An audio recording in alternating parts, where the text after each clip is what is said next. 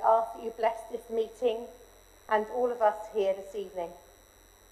We pray for unity for each other, whether we agree with one another or not, so that we can go forward together, nationally as one country with our new Prime Minister, and locally as one council and island. We pray for vision in that whatever we decide to do includes all residents of our island, the rich and the poor, the professionals and those unemployed, those socially active and inactive, young or old.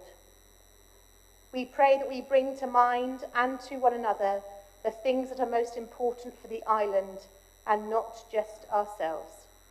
Help us to focus on the key issues and not the person raising them, so this meeting can be as productive as it can be. We give thanks for our beautiful island and all of us who live here. May God's blessing be upon us all, and may everything we say, think and do be in accordance with his will and his commandments. Through Jesus Christ our Lord. Amen. Thank you, Amanda. Please be seated.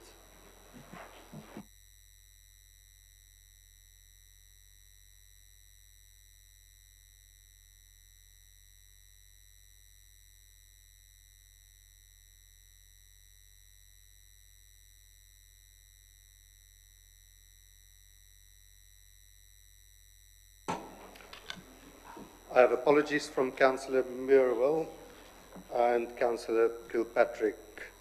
Do we have any more apologies? Any others? No. I would like to welcome our new Councillor, Councillor Stephen Henry. Welcome to the Chamber, and I believe you are the youngest Councillor in this Chamber, so welcome. I'd like to advise members of the public and press that this meeting has been recorded. I should like to remind members to remain seated while speaking, thus assisting with the use of microphones to ensure we are not discriminating against other persons who are less able to stand than others. Would you please ensure that you all speak into your microphones properly? Fire sheet. In case of a fire, an emergency, there are no planned fire drills during this meeting. If you hear a fire alarm sound, please treat it as a real emergency and evacuate the building via the nearest fire escape route. The nearest escape route is via the signposted set of stairs to your left as you leave the council chamber or public gallery. Exit via the door at the back of the building.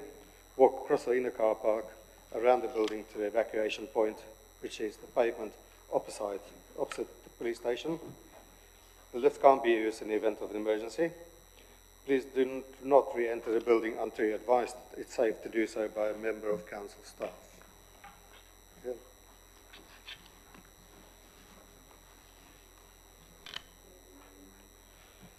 Those councillors who have got their jackets on, you may remove them. It's quite warm in here tonight, and so officers. You may do so now. And officers. And Simon, thank you very much. I think I'll take mine off. I'll keep mine on for a bit. Would people make sure that mobile phones are switched off in councillors, please? I have gone through the agenda, and I think we need a break after item 10 on the agenda. Could we please approve the minutes of the last meeting? Could I have a proposer, please? Thank you. Councillor. The seconder? Councillor Quirk. Thank you. Councillor Fuller, Councillor Quirk. All agreed? Thank you.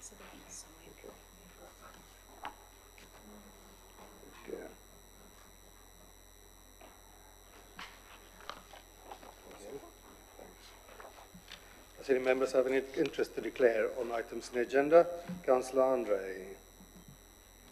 Thank you, Chair. In relation to my motion, item 10, number 4, I would like to declare that the chair of the AONB steering committee is personally known to me. Thank you. Thank you, Councillor. Councillor Stewart.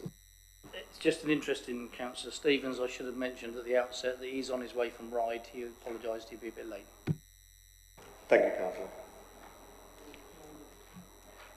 Further declarations? Councillor Ward. It's not a personal declaration. I've just had a message from Councillor Chapman tendering his apologies. He won't be here tonight. Thank you very much, Councillor Chapman's apologies. Just regarding the items, particularly about mental health, I wish to declare that I'm the chair of the Isle of Wight Voluntary Sector Forum, and I'm also trustee of the Isle of Wight Youth Trust, because I might be speaking from information that comes from those roles. Okay, thank you. Thank you, Councillor. Any other declarations of interest? We will go to public question time. We have got 15 minutes for questions.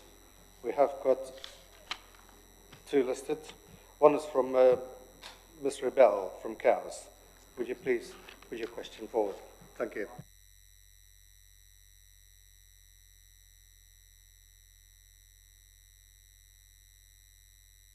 Press the button again, it should light up. I think it's booting up.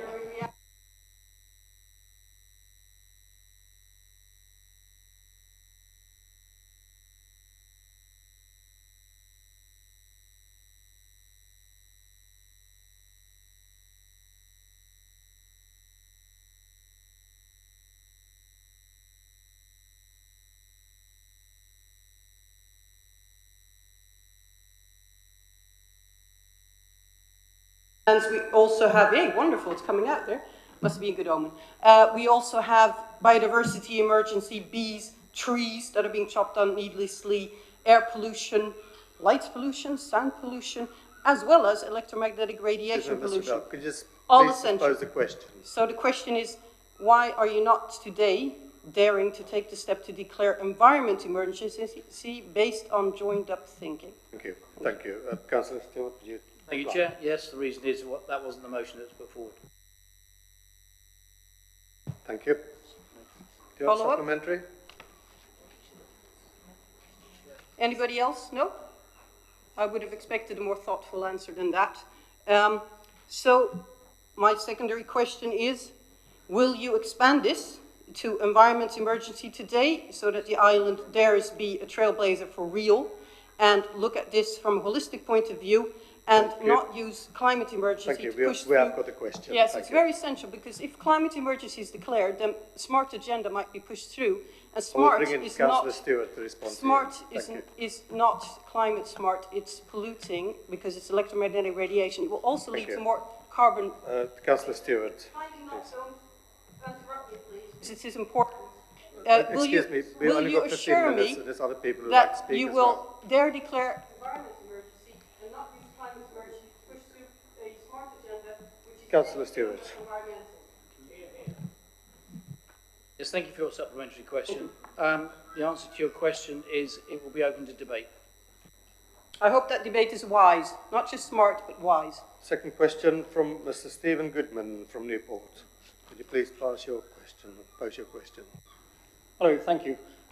Speaking as someone who's been paying attention to the rising evidence of need to deal with climate and environmental emergency for decades now, we are now at the stage where this council, in common with pretty much everyone else on the planet, people and politicians, are responding too little and too late to our climate and environmental emergency. Is that your question? The evidence I'm seeing is that, given that that's the state we're all in, and we are heading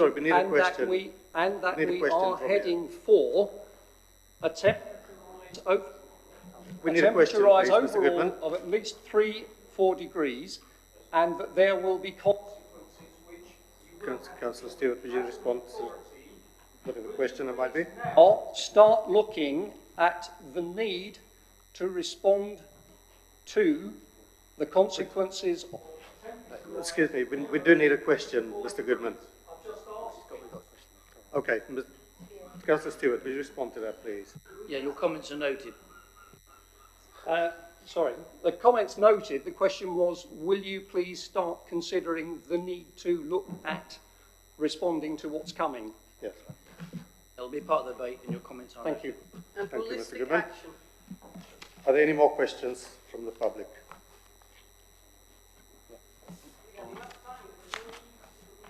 One. Please state your name and your question, please. Hello, Chairman. Jonathan Bacon, Chairman of the Isle of Wight AONB. As there's an opportunity to ask a question, I thought I would. And it is this. As the Council develops its local plan, would the administration consider emphasising a landscape capacity-driven approach, as has happened in other areas, particularly those with designated landscapes, such as AONBs? Thank you for your question. Councillor Steele, could you respond, please? Yes, thank you. We will consider that. Thank you. Thank you. No supplementary. Any other questions? Hello State there. your name and question, please. You want my name? It's Derek Farrell. I'd just like to ask the question, is the council getting involved in any way on the distribution, the 5G rollout on this island, which is getting closer? And are they looking into it as 5G and electromagnetic frequencies of the amount that's going to occur is an existential threat to everything on this planet? I'd just like to know whether this council have clued up themselves on this threat and how they're going to stop it happening. And that is Smart Island, basically. Thank you. Thank you for your question. Councillor Thank Stewart. you. Thank you for your question. This has been asked before, I think, and we'll make sure you're sent a copy of the written response. Thank you very much. Please state your name and your question, please. Councillor Heather Wight, this is for Councillor Claire Mosdale. It's relating to the closure of the day centres for the mental health. The estimated cost saving is £145,000, I understand, and I'd like to know how much of that is estimated to relate to the closure of the avenues, the new avenues group in Freshwater. And my supplementary, if I may... Excuse me, sorry. Okay, Sorry. sorry. Time in the question will come through me. That's a question... Sorry, Chair, do you want to... Sorry. Councillor Stewart, please. Thank you. I'll ensure you'll send a written response to the first part. Do you want to ask your supplementary? Supplementary is there going to be provision locally, is there going to be alternative provision locally, or will the existing users of the service be expected to travel into Newport? Thank you. Thank you. I think Councillor Mosden might be able to answer that, although she'll also probably cover it in the main motion. Okay, thank you. Councillor Mosdale. The answer is yes, because of the new work that's being done with the CCG and the Trust on Community Mental Health Services. There will be provision made in Freshwater, and I am covering it in more detail when I give my response to the petition.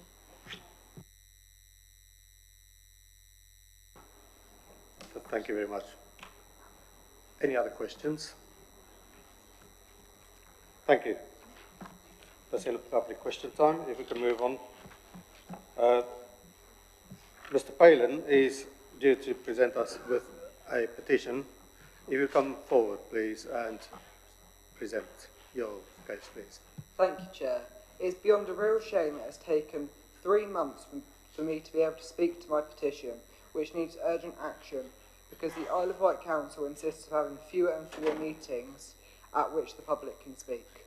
The Assistant Director of Corporate Services and Monitoring Officer has asked me for my permission to allow a change of wording, which I had to regrettably accept, otherwise my petition of over 6,900 signatures would not be heard. The reasoning given was that it was due to an ongoing police investigation. However, this petition calls for action that has nothing to do with the investigation. The Road Safety Foundation has classified this road as the 9th most dangerous road, rural road, in the entire country. It has a long history, for decades, for being a dangerous intersection with many serious accidents taking place. No action has been taken to put in any sort of traffic calming measures. My petition demands immediate action after Yvonne sadly lost her life, along with 22 other people being injured. Less than 2 weeks later, another accident happened. Fortunately, nobody was injured. Waiting for a police investigation or report to be finished appears to be a cop-out. It does not matter whose fault the accident was. This is about preventing further accidents. A few traffic management experts familiar with the area have suggested smart traffic lights. These are triggered when with side road traffic, as the Forest Road Hill and other obstructions. Traffic lights might be the only viable option.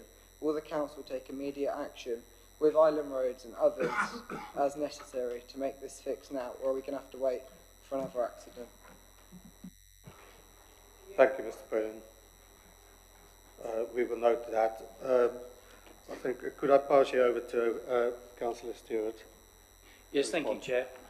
So on behalf of the Council, I'm formally accepting the petition relating to Forest Road. I am, however, mindful of advice received from our monitoring officer and draw all members' attention to the fact that there is currently a police investigation and a coroner's inquest underway. I can confirm that the Cabinet will consider all potential options following the conclusion of the police investigation and coroner's inquest. Therefore, in the interests of all parties, not least the relatives of those injured and the family of the person who tragically lost their life in the recent road collision in Forest Road, I would propose that we do not debate this matter further, but move immediately to the vote. Thank you, Councillor Stewart. Anybody else wish to speak? Councillor Brodie. Thank you, Chair. The lady in question was a resident of the ward I represent, Newport East, and her husband obviously as well, who's still very seriously ill in hospital on the mainland. I entirely endorse the recommendation of the monitoring officer that we do not debate this tonight. I'm aware of some of the what's been happening since then in regard to the police investigation through what is communicated to the family and also the situation with regard to the inquiry. I would not want to compromise anything to do with that, because I am certain, in my mind, that information will come out of the inquest and the police inquiry that will hopefully positively inform any decision by this council. Thank you, Chair. Thank you, Councillor Brodie. I'm sure we can all agree it is a very sensitive issue, subject. Could I just move to the movement?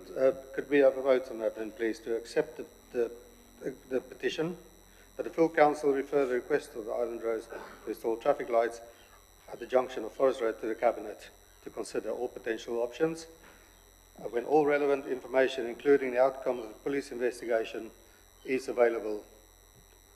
Those for.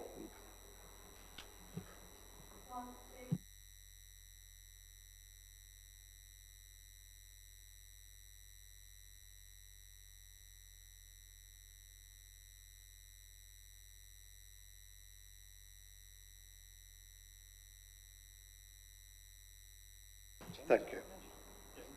Any against? And any abstentions? No. One abstention. Thank you very much. That is carried. We will take it forward to the Cabinet. Thank you very much. We've got another petition about the mental health centres, which is going to be presented by Miss Brannan.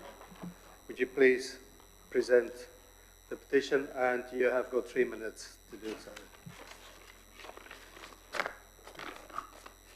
Over the past few months, we have consulted with the public, service users, support workers, family, friends and countless other islanders affected by these proposals, and it is on their behalf that I stand before you today. The response to this petition has been overwhelming, an excellent gauge of how this matters to our community. I want to share with you what we've learned. 1. The service provided by these mental health centres are vital, particularly the local drop-in aspect.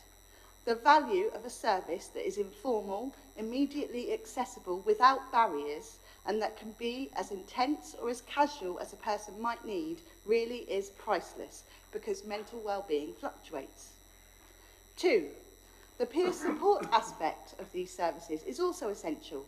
Going somewhere where you can, if you wish, access a network of people who understand exactly how bleak mental health issues can be without the need to explain has a therapeutic value in and of itself. You have suggested the centres are underused. This may well be the case, but when the need for comprehensive service is so evident to anyone who knows anything about mental health, why are the centres underused?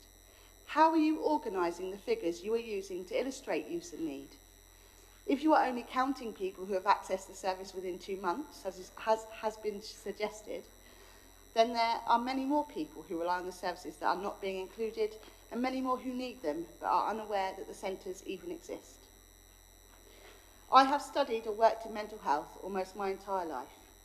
I am an ex-service user myself. My friends are support workers, service users and therapists. Anecdotally, I've been asking every relevant person over the last couple of months if they knew that these centres exist, and without exception, the answer has been no. I firmly believe there is a much greater need for the day centres, particularly drop-in centres, than is being suggested. You've mentioned alternative provision, and there's some mention of personal assistance. What service will replace these? Who will be eligible for them? How will they meet the needs already met by the current service? How comprehensive will they be? The community-based outreach model of support, will there be an element to this that is informal, local, immediately accessible, able to adjust to varying needs, offers a safe space to make friends and build a supportive network? If there isn't, then we will have lost an incredibly valuable resource. Anecdotally again, I support people who currently receive the personal assistance service, and from what I can tell, this is already under incredible strain. What happens to people who don't have friends and family like me to help them? It's not enough just to have the centres or to tell people about them. They need to be well-resourced, well-staffed and well-supported. Oh. Thank you very much. I had a lot more to say, but I appreciate it. Can the leader respond, please? Yes, thank you, Chair. So on behalf of the Isle of Wight Council, I formally accept the petition relating to mental health centres, and I would respond to the petition as follows. In November 2018, the Conservative administration published its proposals for the 2019-20 budget, including savings needed in the current financial year to achieve that priority. The savings formed an essential part of those budget proposals. They were debated in full council on the 27th of February 2019, and this council voted to accept those savings as part of the overall budget, which itself was approved. I recognise that some decisions of the council are not always popular with all members of the community, but as leader I also recognise that this can be the price of a decision-making process to ensure that we as a council are able to set a lawful and balanced budget. However, I can also confirm that none of those individual residents affected by the Mental Health Day Centre decision will be placed at risk, and my colleague, Councillor Mosdell, will explain how in her statement on this matter following me. What I can say at this stage is that it will always be made clear that the actual closures of the centres would not happen until everyone involved had had their case reviewed and alternatives identified.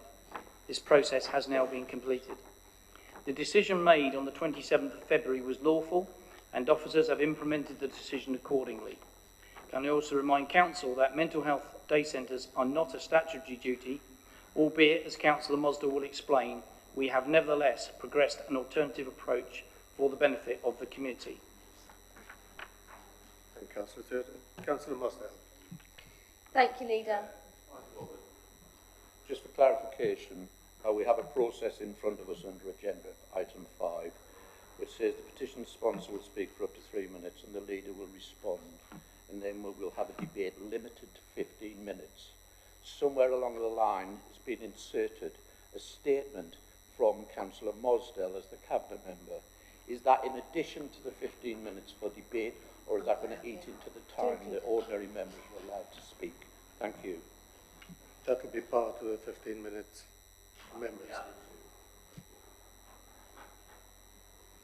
Thank you, Councillor Brody. Thank you, Leader. And I also wish to pay tribute to Colin Brannan's considerable efforts putting together the petition this evening. After listening to her present her petition earlier, no one in the chamber tonight can question her genuine motives in bringing the petition forward. By way of prologue, I'd like members to know that I have adopted the same stance when considering all and every one of the different savings proposals across my portfolio that I have had to offer since becoming Cabinet member. Could I justify those decisions to a member of my own family, especially if they were potentially or actually in need of that service or support themselves? The people in need of adult social care, and in this case these 80 people with mental health needs, matter, and my job is to ensure that this council provides effective, evidence-based and effective services and support, because frankly we lack the resources for any waste, duplication or lack of impact. When assessing the savings surrounding the closure of our mental health day services, I was adamant that no closure could or would commence until staff had reviewed each and every person who attended the centre and had given me the evidence of how else these people could be supported. In short, I required assurance, not reassurance, that people could access alternative provision and that we could have confidence that they would not be placed at risk. I know these reviews have been completed and there are a number of people where we will be increasing the level of support or direct payments that they currently receive. And I can confirm that we are not abandoning anyone, unless, of course, they have said that they do not wish for our ongoing support, which is their right to do so. I have been unequivocal that no closures would commence until the department had completed reviews and supported people to alternative provision. I am reminded tonight of a phrase variously ascribed to Albert Einstein, Henry Ford or Mark Twain, and it goes like this: if you do what you always did, you'll get what you always got. I repeat this phrase tonight because the Isle of Wight Mental Health Blueprint, and yes, Councillor Brodie, I will be responding to your motion later on, sets us on a new path where recovery and resilience are the key foundation stones of our mental health services on the island. Despite the hard work of our staff, our mental health services are the delivery model of a bygone era. People with mental health needs should be welcomed and embraced, and yes, supported to attend community groups where they can come together with people simply by dint of interest and not via illness. People with mental health needs need to be able to access courses which use the best evidence around creating resilience to help them on their road to recovery. People with mental health illness need support to stay in or get back to work, or whatever they choose to do. This is why, with the funds remaining in the mental health day service budget, we are actively exploring with new providers on the island to see how we might be able to support them to expand a new offer designed specifically to build resilience. Being part of the local community within its facility is much more effective if we are building on people's strengths rather than being cut off from the community in a building designed to protect them from their weaknesses. I am working to support the CCG in the expansion of its new community mental health services based on premises, including the potential for council facilities to be centres of community-based support in key locations. And that is why I can't support the motion as worded this evening. We need to move on, and we need to deliver more person-centred services based around a person's strength. It is not that I am any way opposed to the sentiment expressed in the petition. The need to ensure that people with mental health illness receive the support they need is a sentiment that I share without reservation. So to sum up tonight, I will be voting to reject the petition as worded. I am assured that appropriate plans are in place for the small number of people who could be affected and will continue to seek assurance about their levels of support. Thank you, Councillor. Any other councillor wish to speak?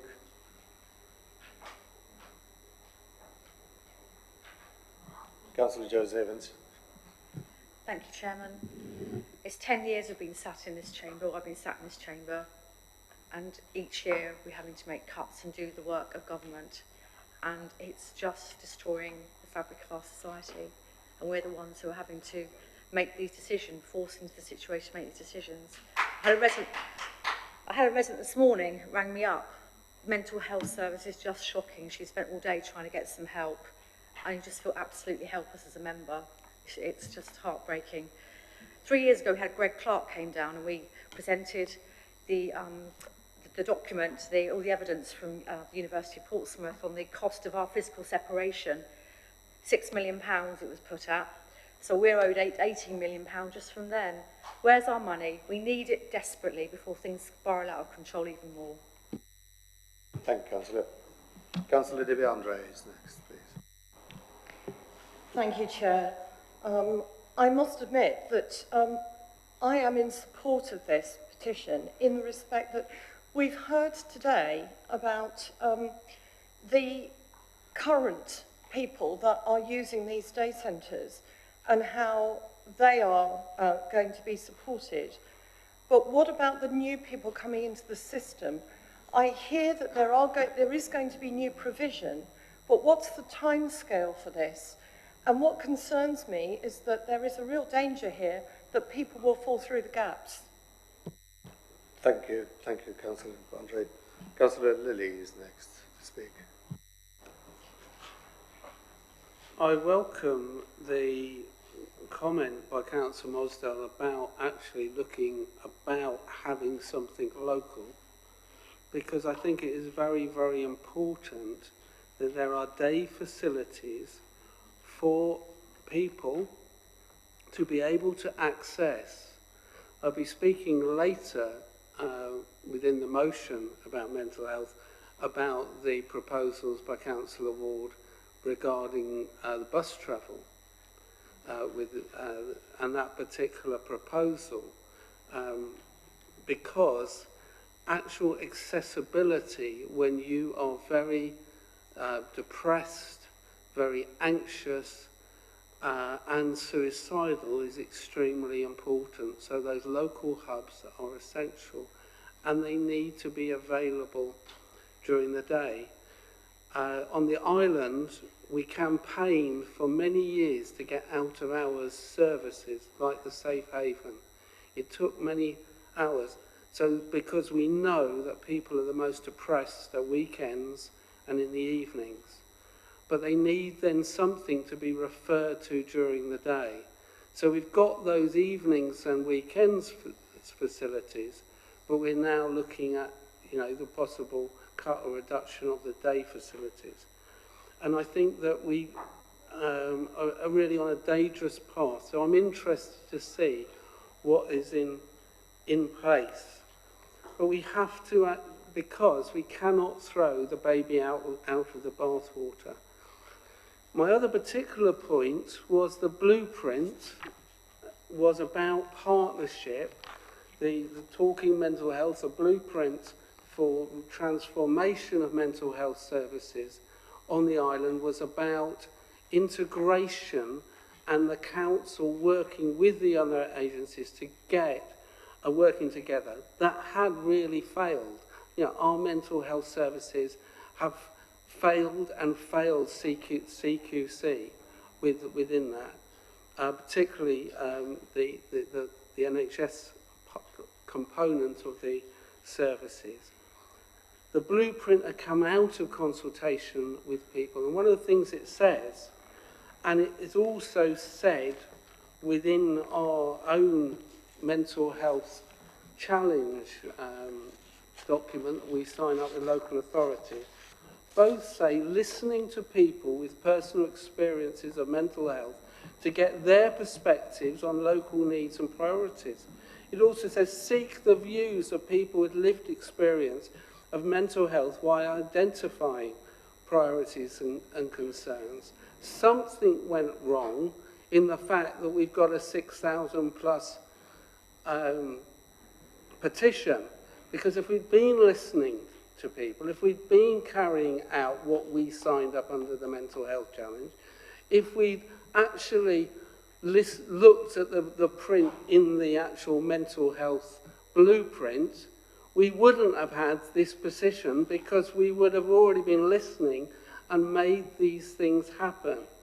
And I think it is important, and I will note that I did see the senior officer and linked to Claire Modsall, and I was very glad after their meeting with them, that was on a Thursday at 4 o'clock, and I asked the question, had you visited the day centres? And I was told by Carol Tozer at that time, no, it hadn't, and she hadn't over 2 years. And she actually did the next day at 9 o'clock in the morning, which I thank. We have have to put our hands up and say we have not, this authority has not listened to that lived experience, and we should be listening and not avoiding petitions, because this is the people crying out. And if you listen to people like George Brewer, who's actually gone on the radio and talked about his experience with that. My last point, I actually went to the Men in Sheds Fest, which was all older men. We had the older men are the highest risk of suicide on this island.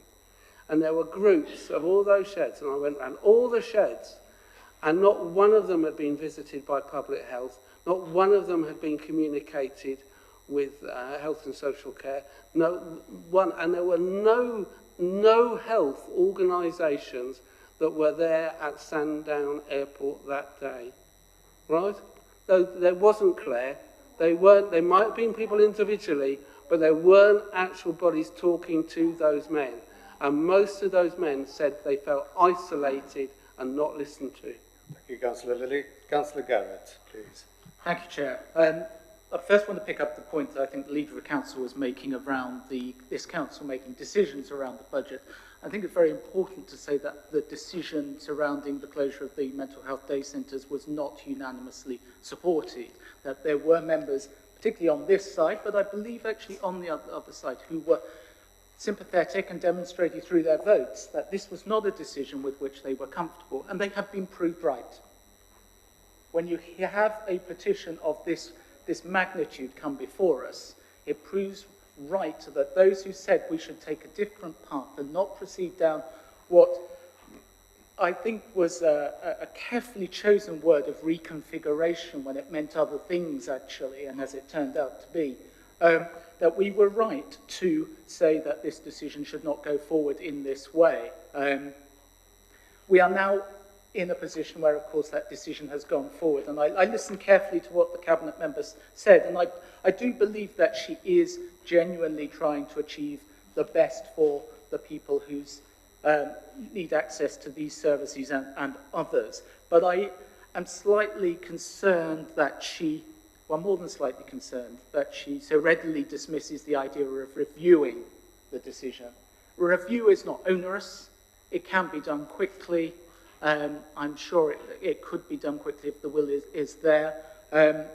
The evidence is there that a review is necessary, if only to reassure those who have taken the trouble of putting their name to a petition that this will lead to something that is at least as good, if not better.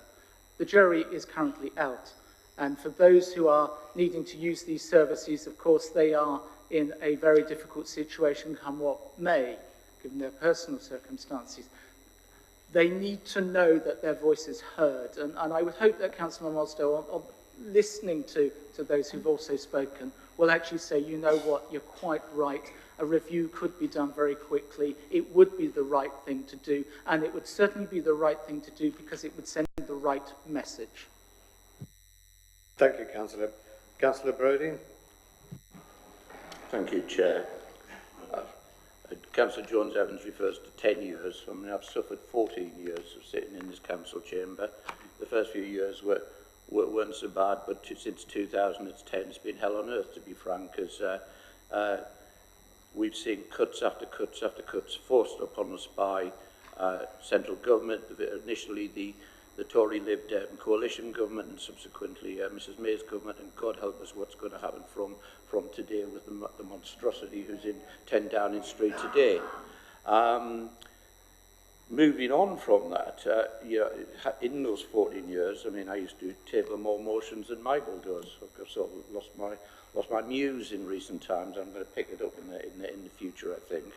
But 3.5 years ago, I proposed a motion in this chamber regarding signing up to the mental health challenge and time for a change, etc., which went through unanimously.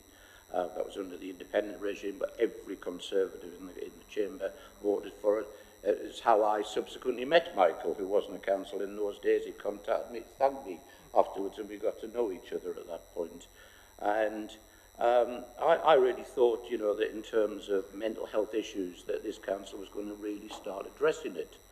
in 2000, about a year and a half ago, we appointed a mental health champion. Claire Mosdell was appointed to that role. I think some of us thought that Michael would have been better in that role. That's no insult to Claire, but Michael does have a very deep professional background in this area, and I think, still believe that he would have been a good person from the opposition side to work with Claire in that role, and I still think that was a mistake. Just finally, I would just like to wrap it up here, really, for the petitioners. You know, that never let it be thought that this Isle of Wight Council and its 40 members have a unanimity of wanting to slash services. I have never voted for a Conservative budget in this chamber in 14 years. At the last budget in February, I voted against this sort of cut. There were a significant number of members from the other side who supported my amendment at the time. And the sorts of things that we were talking about, apart from parking, which of course is always a dead sexy issue, you know, on the Isle of Wight, you know, there were issues like mental health was raised, etc. And I want people to remember that when this goes down, because it will, but we'll call for a name vote, that it will be Conservatives that will vote it down. But I am sure that all of those who care, who are appalled by what's happened in 10 Downing Street today, will vote to support this petition, and I hope that we do it with good conscience, and we'll hopefully shame some of the people on the opposite side. Thank you, Chairman. Thank you, Councillor Brady. We have got just 2 minutes left. Councillor Whitehouse next, please. As somebody who has had to access the Isle of Wight's mental health services, I indeed, and I acknowledge that Councillor Lumley has done as well, they were in a shocking state. Absolutely clapped out, old banger, not fit for purpose at all.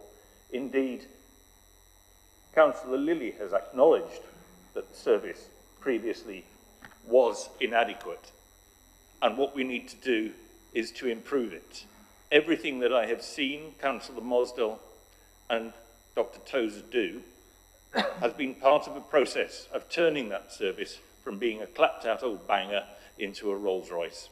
I warmly welcome the changes that will improve the level of care and the access to it that are being brought forward at the moment. As somebody who is still on powerful medication for mental health problems and who is finding it very difficult to even speak at this meeting at the moment, I support them, I encourage them, and I welcome them. We've seen a lot of posturing on the other side, been a lot of talk of slashing services. This is not about slashing services. This is about identifying early, intervening, and having an impact. That actually does save money in the long run because it improves the quality of life of the patients concerned. And it is precisely what we should be doing, therefore, and I congratulate the team working on it. Thank you. I'm afraid we're out of time for this one, Councillor Nicholl. If I can ask the leader, you've got 2 minutes, Councillor Stewart, to sum up, please. Obviously, members, you've heard Councillor Mosdell's statement. Councillor Mosdell is our mental health champion. I can tell you, from my experience as part of our cabinet team, we are extremely lucky to have someone so dedicated, and I defy anybody to show me otherwise. She has highlighted the new providers, and I have personally, with her, visited the new providers, and I was really impressed. And those that have visited their centre, the professionalism is outstanding. I agree with Councillor Jones-Evans' point about governing delivering on our island case, and you know I'm already engaged with our MP on this issue, and the now current Prime Minister told me personally he was going to meet the deal, so I shall now hold him to account. Councillor Mosdell is an excellent mental health champion, and I know were she able to, she would have challenged a number of comments by Councillor Lilly, and I take a view that emotional statements are no substitute for factual evidence. It's unfortunate Councillor Mosdell has no right of response in this forum, but I have no doubt she'll find a way of passing her thoughts over. And as leader, I am satisfied we have made the right decision and we will progress our course of action. Thank you, Councillor Stewart. Microphone, please. I will now read the petition motion, and it's as follows. That the full council requests the cabinet to review the decision to reconfigure mental health day centres to include retention of local drop-in centres as a key component of any improved, modernised and more widely promoted service. Those who wish in favour of wish to vote in favour of this motion, please raise your hands. Name vote on this one. Thank you.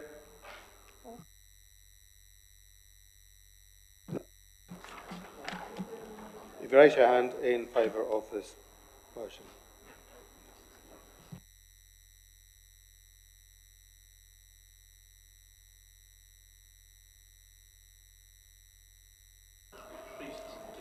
Councillor Howe, Councillor Medland, Councillor PC Wilcox, Councillor Stevens, Councillor Jones-Evans, Councillor Lilly, Councillor Brodie, Councillor Barry and Councillor Garrett, Councillor Smart.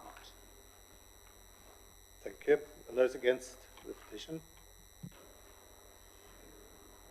Councillor Abraham, Councillor Axford, Councillor Bertie, Councillor Beston, Councillor Brading, Councillor Churchman, Councillor Hastings, Councillor Henry, Councillor Hobart, Councillor Hutchinson, Councillor Mosdell, Councillor Nicholson, Councillor Outlaw, Councillor Peace, Councillor Price, Councillor Quirk, Councillor Tyndall, Councillor Ward, Councillor Whittle, Councillor Whitehouse, and Councillor Stewart.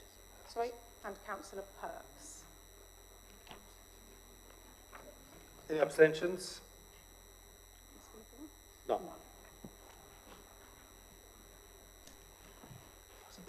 That's gone past.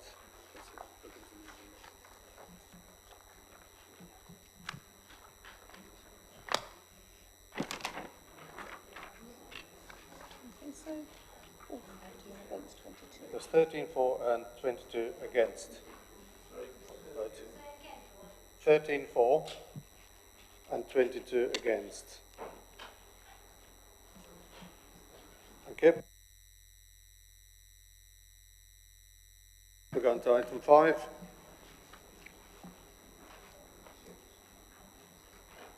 Chairman's official announcements.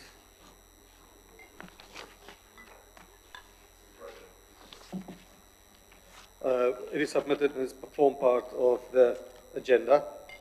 If you could have a read of that, and we move straight on to leaders' update. Sorry, yes.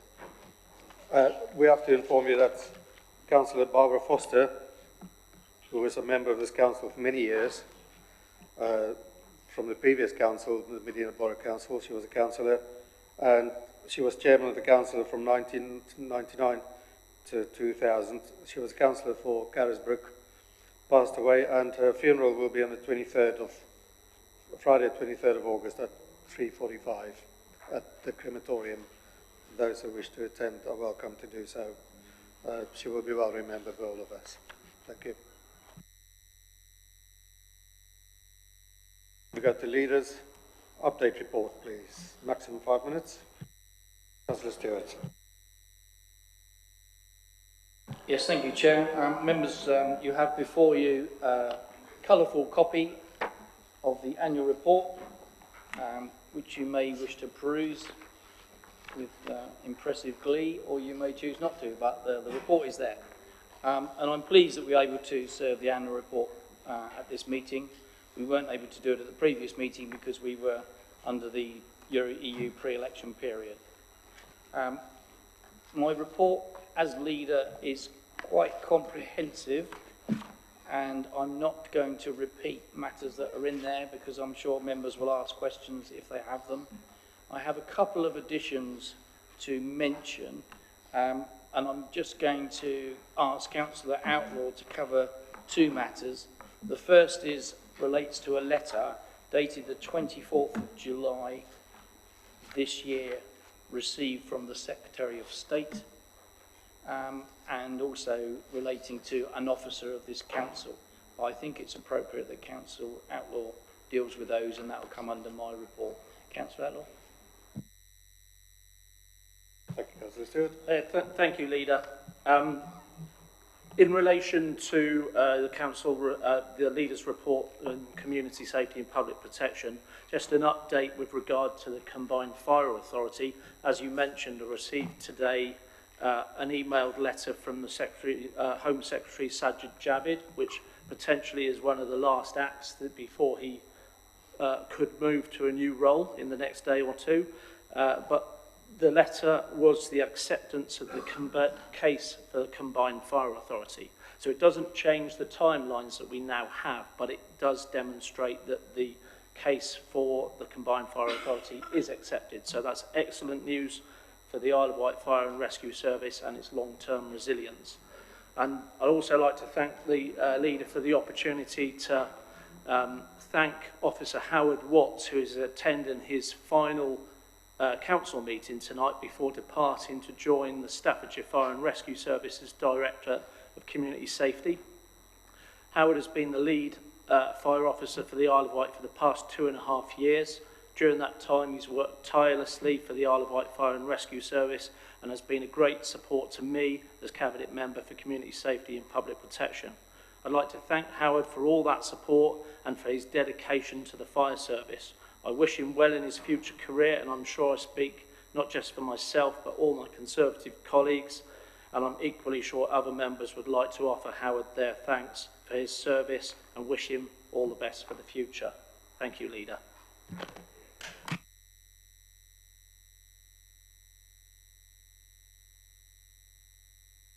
Thank you, Councillor Hardlaw. We have got 15 minutes for questions on the Leader's report only. Councillor Jones-Evans, please. Thank you, Chairman. Thank you for your reports. Very interesting reading. I was just wondering, going back to your earlier point in your report regarding your meeting with James Brokenshire at the LGA conference, which I was grateful to attend to represent the council. It was a very good conference it was. Did you manage to get him to, did you ask him why the Isle of Wight was passed over for, right, thank you, probably some breaking news about James Brokenshire. Sorry, it's just been passed my way that he's not in the cabinet any longer, so maybe this is a pointless question. But the question is, did you get a chance to ask him why the Isle of Wight was passed over for future High Streets funding and why the lion's share, despite assurances from his department that it was going to be geographically spread evenly around the country, the lion's share has gone up to the north-west of England? Thank you. So thank you for the question. You're absolutely right. It was one of the frustrations that has been identified that the fund has gone to a lot of the northern towns. However, two things I would point out. First of all, on Friday we have the Chief Executive of the Local Enterprise Partnership coming here with our MP so that we can build a strategy to go and challenge that very point, and we will be seeing, based on your information, whoever is the next person responsible. You're moving faster than I. And so the answer to your question in the four is no, but we're not giving up on that. As you know, I'm extremely and growing of the view that Newport on this island has to be our island destination. And I think the regen work, which members will have seen when they came into County Hall and saw, it is really good work and is really trying to make that happen. And I hope all members across the chamber will support me. I'm very favourable of that because I think Newport being successful is actually Ireland's success. I did, however, on a slight aside to that, also get the chance to talk to Heather Wheeler, who's the MP specifically responsible for homelessness. And this is why I make examples of what Councillor Mosdell is up to, because Heather Wheeler, without asking me, when I told her that we were doing some really good work around winter homelessness, has offered to come to the island to meet again with Councillor Mosdell and just see what we are doing. So we are getting some track, if that's the right word, with our ministers. If your text tells you who the latest Secretary of State is, I know where my arrows need to be directed next. Thank you, Councillor Stewart. Councillor P.C. Wilcox. Get it right, Chairman. I spoke to you, Councillor Stewart, about the infrastructure and the transport, which was the traffic problems caused at when the lights went out at Fairlea there. That was the third time that it had happened.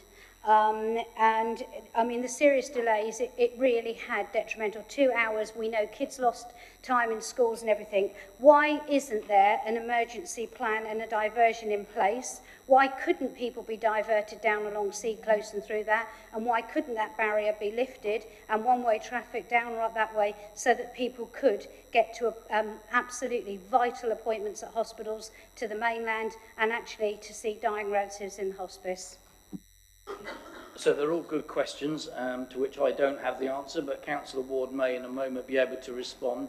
One of the positives that we learned from that, as you know, is that we had fortunately a floating bridge that was working actively, and over 1,000 vehicles on that day, which is the equivalent of 51 floating bridges, were able to help us. And I hope in the future, when we have the managed disruption of the St Mary's roundabout arrangements, it will be there to support us as well. But that's given Councillor Ward some thinking time to answer your question. Councillor Ward. Thank you, Chairman. Thank you, Leader. I didn't need any thinking time. In view of what happened, and it's all very well being wise after the event, but with our contract management team, our highways department and Island Roads have spoken about this, and one of the major problems was we needed a specialist to fix the lights, and that specialist had to come from the mainland. We are looking at what contingency plans we can put in place to avoid that in the future. You know, it is taken on board, and we are planning to get around it. Thank you, Councillor Ward. Councillor John Howe, please pose your question to the Leader. Thank you, Chairman. Could I ask a question on page G2, item 6, about discharge from hospitals? First of all, I'd like to thank you and Councillor Mosdale, the work that's been gone in to make sure that people are leaving hospital when they need to and not stuck in beds when they don't need to. But could I ask that this is constantly reviewed to make sure that during the winter periods that we don't get blockage and that it is constant flow, and that people, when they leave hospital, they're able to go home or go to a facility where they are looked after? Thank you. Councillor Howe, thank you for a very good question, and I'll ask Councillor Mosdale to answer direct. Councillor Howe, every Friday morning at 7:15 there is what we call the DTOP meeting.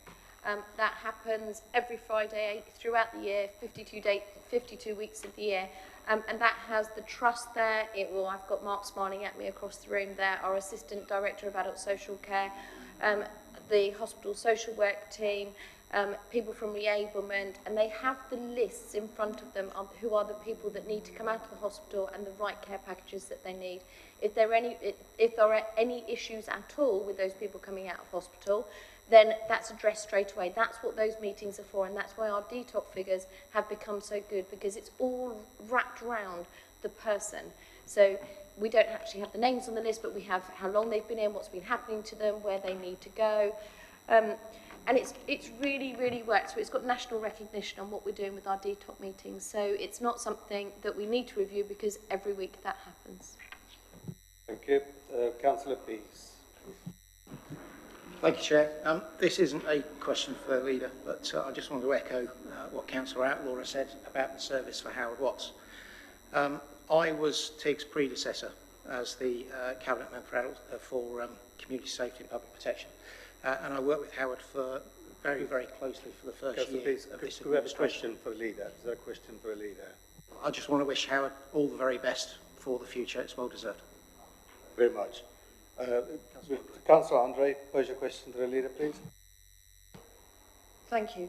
When the administration made housing a priority, naturally, I was very encouraged by that. Over the last couple of days, I'm not going to go into detail because it wouldn't be right to do that, but I have been very much at the sharp end of dealing with a situation with homelessness.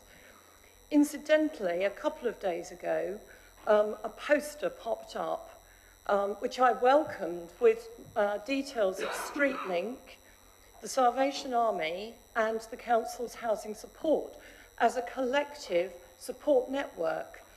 But I have to say that this didn't work. And the person concerned ended up actually walking for 3 hours to get between provision. Now, I know that this is only just one case, so my question is,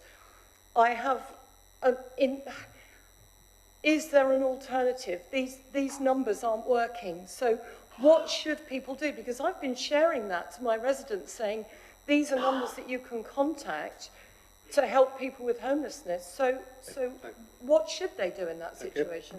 I'll default that one to Councillor Mosdell, who also deals with homelessness. Thank you. Can I make it clear to this council that there is an appropriate way to deal if you do have somebody who is rough sleeping on the streets? I have been in the background, kept completely up to date with what Councillor Andre has been doing. The situation is very, very complex. We can't discuss this in this chamber. It is not a case of simply someone just becoming homeless. It is something that has gone on for a very long period of time. We have also made Councillor Andre aware of her own safety when she is dealing with things. And we have also advised her that she is a grown-up, and if she chooses to do things the way she was doing, then that was the way that it should be done. I have complete assurance from Jamie Brenchley of what was happening in that situation. I would hate for it to be taken out of context into this chamber and make the excellent work that Jamie is dealing with out of any context at all. The outreach team are aware of everybody, and they were aware of this person. There was stuff being put in place. And also what we need to do, I don't know if you've read the press, but the sweat provision has just come in because of the extreme heat that we have at the moment as well. Thank you. Sorry, can I just come back in because my question hasn't been answered. Sorry, What is the proper procedure? Because the poster that came out that was telling people how to react, it's not fit for purpose, I'm sorry. Could I just, we need to move on. We only got 15 minutes and we need questions on the leader's report only. Just pose your question. Councillor Lilly is next, please. I wish to refer to item 6 and second paragraph on page C2. Particularly, I want to refer to homelessness around empty properties. I'm very glad and support the new empty property strategy. Can I have some information, reassurance from the leader that we actually do really vigorously use that strategy and get some of the many, many hundreds of empty properties in this island, a lot in Ryde, where I am mayor, that if we brought those properties back in, many homeless families would actually have a home. So when are we going to start to be really vigorous in using that strategy? Thank you. Councillor Stewart. I'm not sure where C26 takes us to, empty properties. Okay, paragraph 7, yeah. Well, if it's helpful, I met with our homeless officer this week, and as has Councillor Hutchinson, we are going to be very active on those properties that sit within the right criteria. So some are in the 6 months to 2 years and not in use, if I put it in my language.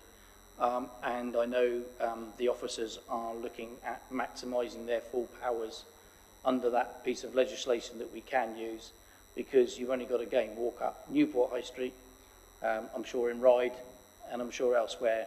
It frustrates many that at a time when we're being pressured over the numbers of houses that we need now and in the future, that we have these properties empty, effectively. There are some issues because some may not be residential, they may be commercial storerooms, or there's nothing stored in them. And there are others who just seem to sit on certain properties which you or I would consider are derelict and actually bring quite a negative impact on the island. So, in answer to your question, I can reassure you it's being looked at in general terms. I just want to check that Councillor Abraham doesn't want to add to that point. Councillor Abraham? Yes, just to add that there are certain criteria that's outlined in the strategy where they cannot take action. Houses that somebody might be in care, or somebody might have just come out of hospital, or they're being held up by probate. Those are the sorts of things where we can't actually take action. But Will Taylor, I have to say, has been an excellent officer. We have had to update the policies to bring it up to current standards, and we are being as vigorous as we possibly can within the things with the money that we've got available to us to do it. Councillor Garrett's next. Quick, we only got 1 minute left. Thank you, Chairman. My question is to paragraph 15 of page C3. Can I ask the leader or through him, the cabinet member, to, in terms of reviewing the resilience of the plans for dealing with gridlock that happens in Newport?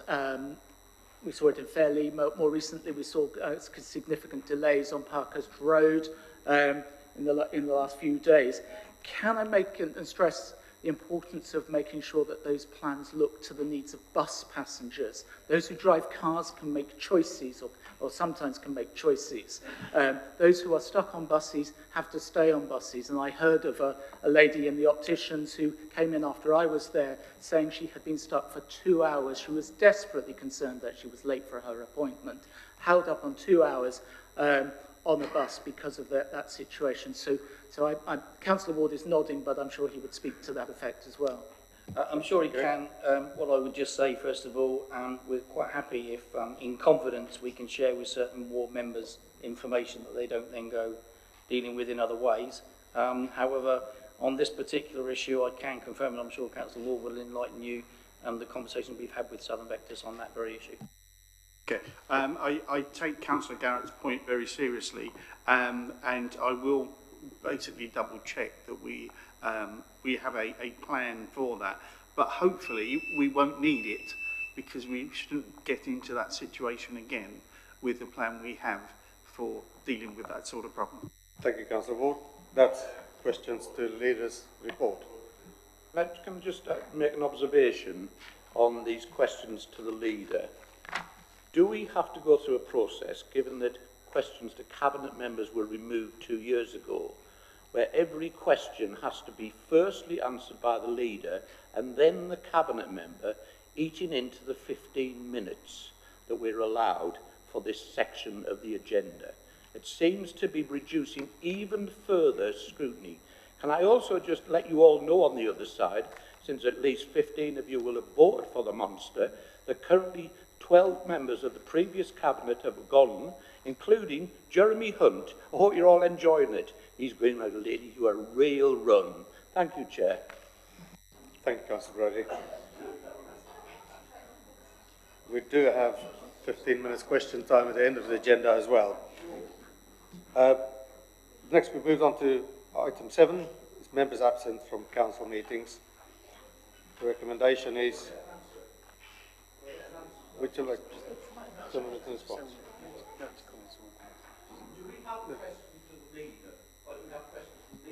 Councillor Stewart, will you respond to that, please? Yeah, I will take that away, Councillor Brodie. I think you make an interesting point, and I think I never want to dismiss something without giving it some due consideration, and one way or another we'll come back to you with an answer. Thank you. Thank you, Councillor Stewart. Number 7, members absent from council meetings. There's a recommendation in front of you that due to Councillor Merwell's absence from meetings for the council for up to 6 months from the 12th of September 2019 could be approved on the grounds of his ill health. Those who wish to vote in favour of the recommendation, please raise your hands. Sorry, could we have a proposer, please? Chair, I'll propose it and I'll speak to it shortly and just look for a seconder on that. Seconder? Councillor Wight. Thank you. Members, just to put some context to this, as you know, Councillor Merwell had a very unfortunate health incident occur, which he's been recovering from. In fact, I spoke to him on Saturday, and I'm pleased to see that he is recovering, but he is not yet fit to return to full council duties. He is being covered in his duties by Councillor Tyndall because they currently have a dual ward, and I'm grateful to Councillor Tyndall for doing that piece of work. I'm anticipating Councillor Merwell will be fit to fully return within the next 6 months, but in order to give him that opportunity to do so, this report effectively asks Council to agree to extend his acceptable period of absence. It's the only ground on which a member who has not attended a meeting for 6 months can get an extension, is if there's a medical reason. And that is effectively what this report is asking, that Councillor Merwell's absence from meetings of the Council for up to 6 months from the 12th of September be approved on the grounds of his health. And I would ask members if they would support that, and it can then be done. Thank you, Chair. Thank you. Any other member wish to speak? Councillor Hastings. Thank you, Chairman. Just to say, I was asked to take on the role of the Cabinet member taking the place of Councillor Merwell, which I was very happy to do, but I was not happy at all with the reason why, and I'm sure everybody in this chamber wishes him a speedy and full recovery. Thank you, Chairman. Thank you. I'm sure we do. Yes. Councillor Fuller, please. Thank you, Chairman.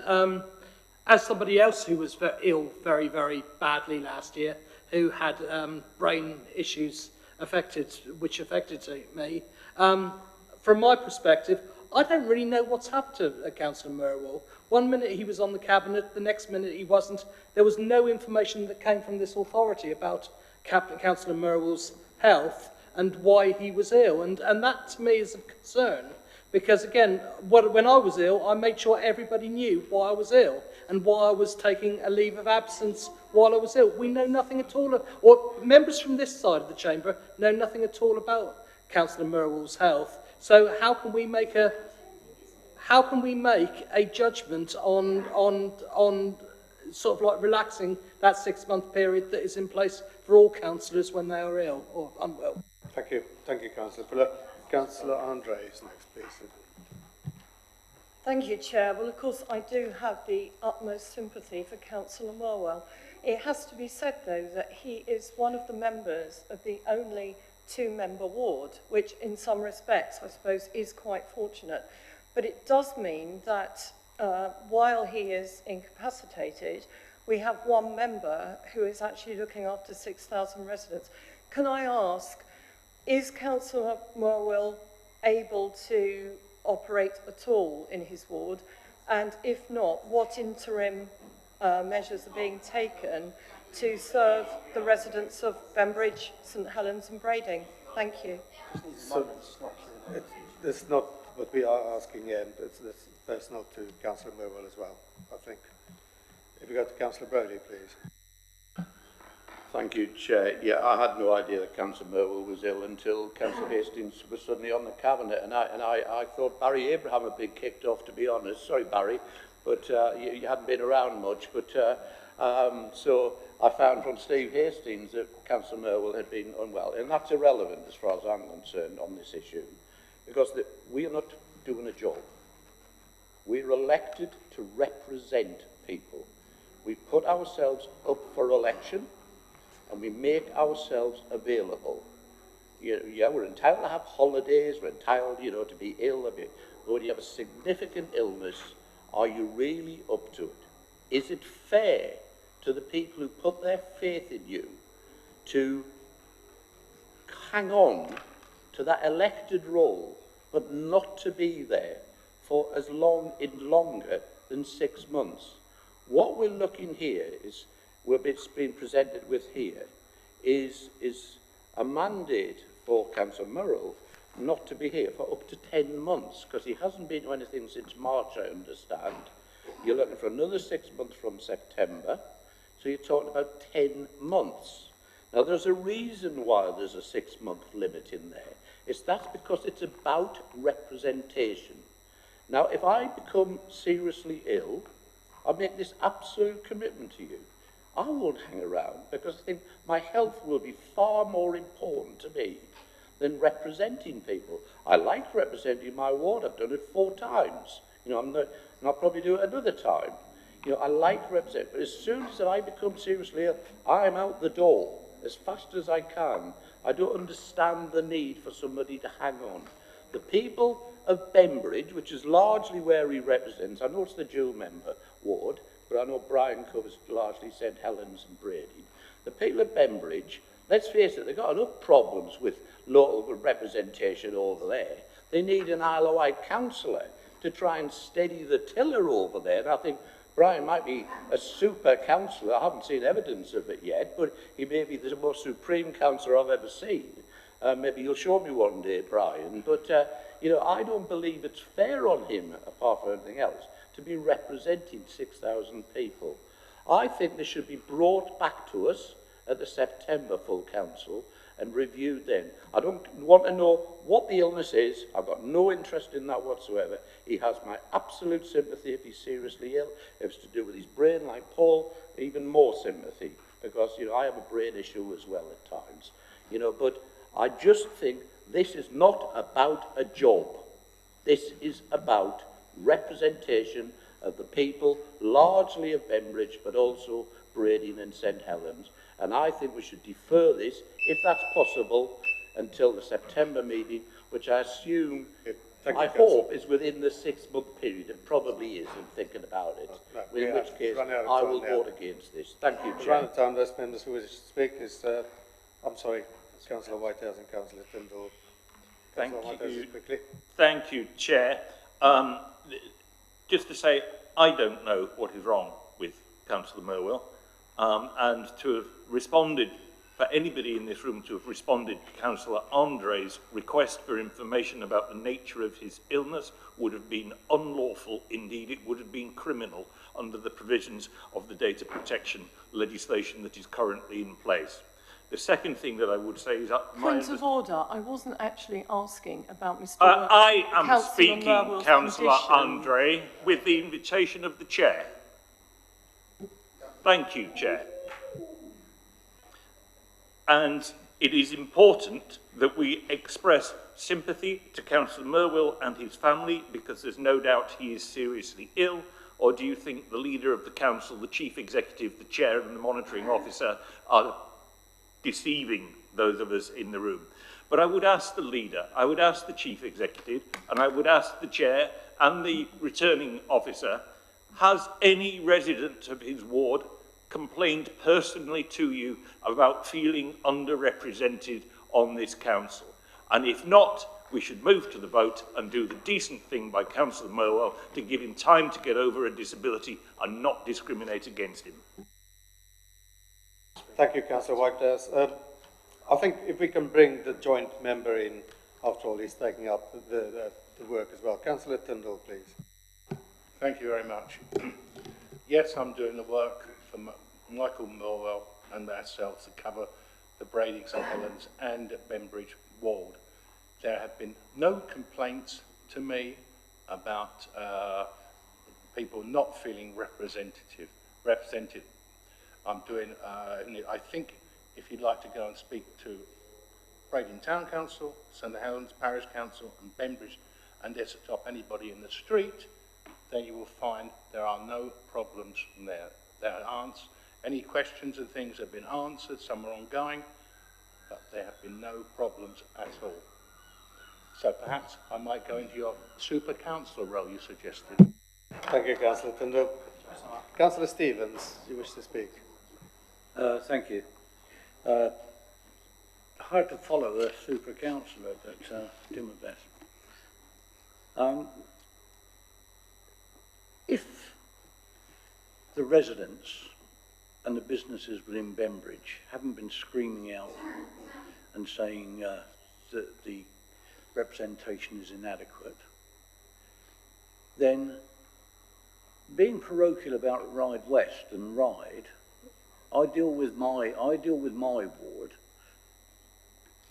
Councillor Tyndall is obviously covering very well for Councillor Merwell, and I feel that that's where it should lie. And I think that I understand, and I did gulp when I saw the amount of time, but if that's the time to get someone who is willing to represent their community back in the right frame of mind within this chamber, then I'm all for it. And I'll definitely stand alongside Super Councillor Tyndall and others and say, yes, we'll give that opportunity to Councillor Merwell to come back and represent his community as he was so elected. Thank you. Thank you, Councillor Stevens. Councillor Berry, you next, please.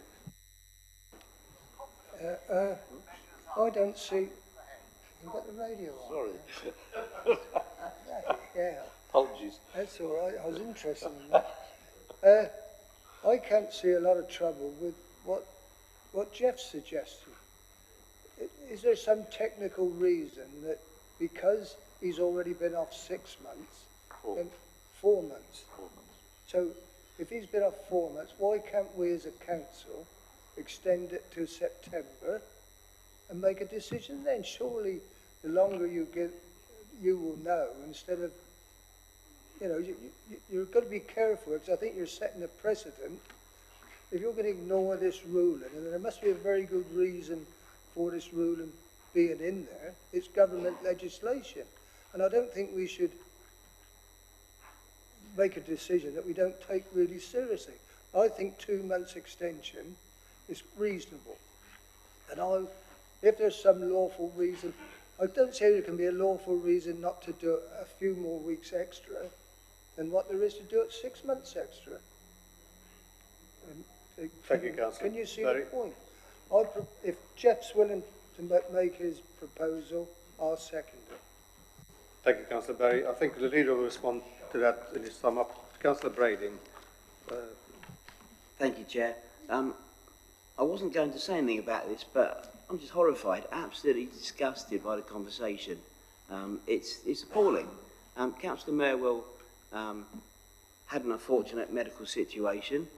Councillor Merwell was a very private individual, and it was decided that he would only talk to the Leader of the Council. Him and his wife would talk to the Leader of the Council. Leader of the Council has shared with Cabinet basics of the situation, and Councillor Merwell himself desperately wants to come back, doesn't want to let anyone down, that sort of person he is, but he's a very private individual. Councillor Fuller, I'm really glad that you made a full recovery, and you know, different types of people share things differently. Councillor Merwell's decided to keep this all private to himself.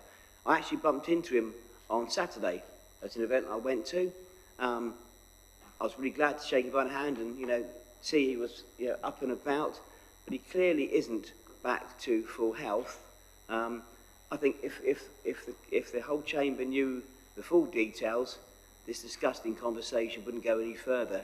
And it should be, everyone should support this, because we don't know the facts, because Mr. Councillor Merwell is a private individual and doesn't want those facts shared outside of the Leader of the Council. So, Councillor Price, you next, and then I'll let the leader sum up after that. Thank you, Chairman. Yeah, I wasn't going to say anything either, but I think Councillor Brading's actually nailed it, really. I think, you know, God forbid if this was me that was ill at the moment and I needed that time to recover. If it was anyone else, we'd be doing just the same thing. And I think to be speaking about someone that's one of our council colleagues this way, when we don't know what's wrong with him, we don't know just how ill he actually is. I'm really shocked about people's attitude on this one, I really am. Thank you. Thank you, Councillor Price. Councillor Stewart, sum up, please. Yeah, thank you, Chair. I've heard all the members' comments. I listened carefully to what everybody has said. There's a couple of points I can sum up. Absolutely right. The details of his ill health, what led to his ill health and where he is now, I've been specifically asked not to share in public forum, so I'm not going to do that. And I respect that. I would respect it for any member in this chamber. Yes, I've been in contact. Yes, he is receiving certain treatment. Councillor Merwell is certainly still able to operate, in answer to Councillor Brodie and your question.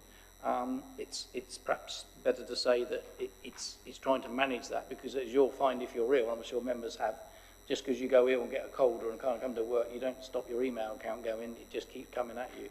So there's some very practical things that needed to be done in order to, and one was having the super councillor like Councillor Tyndall.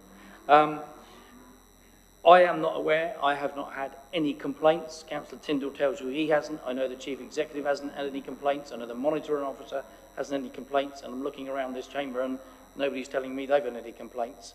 I wondered if Councillor Barry was about to tell me, because he's another adjacent councillor to the ward area. So I think answering that point, we haven't had that. I have written here 6 months maximum, because actually we may be in a place where we don't need 6 months, and I know that is more likely than not at this time. And I also don't expect to be coming back here at Christmas or thereabouts to ask for an extension because I probably wouldn't feel able to do that. I have some sympathy with the fact that, you know, we have a role, but within those parameters, I'm just asking council to show respect and support for a difficult situation that I can't even give you the details of. Thank you, Chair. Thank you, Councillor. Stuart, those who wish to vote in favour of the recommendation, please raise your hands.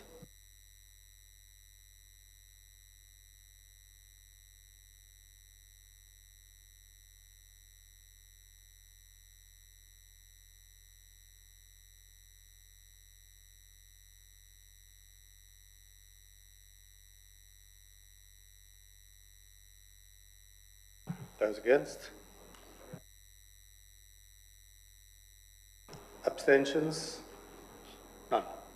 Thank you.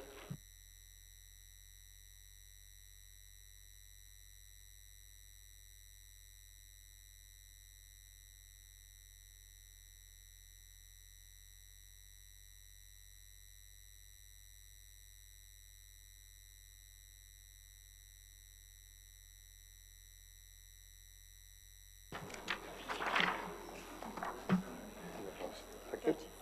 34 for and 2 against and none abstentions. That's carried. Thank you very much. I think after that we need a 10-minute break.